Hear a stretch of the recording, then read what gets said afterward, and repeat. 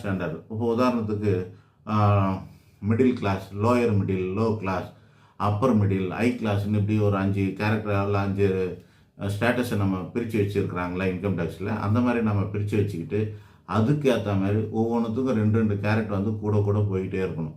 அந்த மாதிரி போடுற பட்சத்தில் அது நமக்கு ரிசல்ட் வந்து நம்ம கண்ணுக்கு தெரியும், நம்ம அதை ஃபீல் பண்ண முடியும் அந்த ரிசல்ட்டை. அல்லது நம்ம தகுதிக்கு குறைஞ்சி போட்டான்னா பாதிக்கும். தகுதிக்கு அதிகமாக போட்டோம்னா என்ன ஆகும்?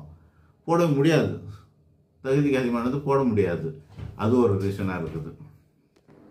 அதே நேரத்தில் வெளியில் போடலாமா, தங்கத்தில் போடலாமா, பஞ்சலோகத்தில் போடலாமான்னு கேட்பாங்க. அதுக்குன்னு ஒரு மெட்டல் இருக்குது. ராகுக்கு அதெல்லாம் கருக்கல்லும் துருக்கல்லும் போடக்கூடியது. அதெல்லாம் போட முடியுமா? போட முடியாது. சனி பகவானுடைய நீலக்கல் வந்து வெளியில் எல்லாம் இது தங்கத்துலலாம் போடக்கூடாது. அது இரும்பில் போடணுன்னா இரும்பில் போட்டுருவாங்களா? அதுவும் முடியாது. ஸோ அதனால் இப்படிலாம் கிடையாது. ஆபரணம்ங்கிறது 2 மெட்டல் தாங்க. ஒன்று வைரம், ஒன்று தங்கம், ஒன்று வெள்ளி. இது 2த்தில் தான் போட முடியும். ஆண் கிரகங்கள் உடைய அப்படின்னு சொல்லக்கூடியதெல்லாம் ஆண் கிரகங்களுக்கெல்லாம் வந்து நீங்கள் வந்து தங்கத்துலேயும், பெண் கிரகங்களுக்கெல்லாம் வெள்ளிலையும் போட்டுக்கலாம். அப்படி ஒரு மெத்தட் இருக்குது. அதை விட நல்ல மெத்தட் என்ன அப்படின்னா, தகுதிக்கு ஏற்ற மாதிரி நமக்கு வந்து ஒரு 4 கிராம் வெள்ளியில் செய்கிறோம் அப்படின்னாக்கா, தங்கத்தில் செய்கிறோன்னாக்கா, அந்த 4 கிராமை தக்க வச்சுக்கிறதுக்கு நமக்கு வந்து ஸ்டேட்டஸ் இடம் கொடுத்ததுன்னா நீங்கள் கோல்டில் போட்டுங்க. அப்படி உங்களுக்கு தகுதி இல்லாதவங்க நீங்கள் கோல்டில் போட்டினீங்கன்னா, தகுதி இல்லாதவங்ககிட்ட தங்கம் கூட தங்காது. உடனே அது அடமானத்துக்கு போயிடும்.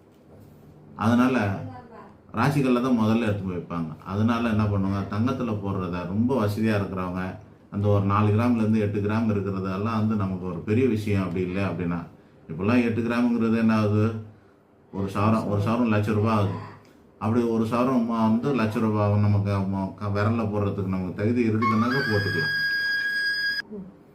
அப்போ நம்ம தகுதிக்கு ஏற்ற மாதிரி போட்டுக்கிறது நல்லதாக இருக்கும். வெளியில் போடுறது சேஃப். வெள்ளியை நம்ம அவ்வளோ சீக்கிரம் எடுத்தும்போது அடமானம் வைக்க மாட்டோம். ஒரு 4 கிராம், 5 கிராம், 10 கிராம் வெள்ளி மோதிரத்தெல்லாம் எடுத்து போய் நம்ம அடமானம் வைக்க மாட்டோம். அதனால் அதில் போட்டால் லைஃப் டைம் நம்மக்கிட்ட தங்கும். ஆக இந்த மாதிரி ப்ராக்டிக்கலாகவும் யோசித்து, உங்களுடைய சயின்டிஃபிக்காகவும் யோசித்து போடுறது தான் நல்லது.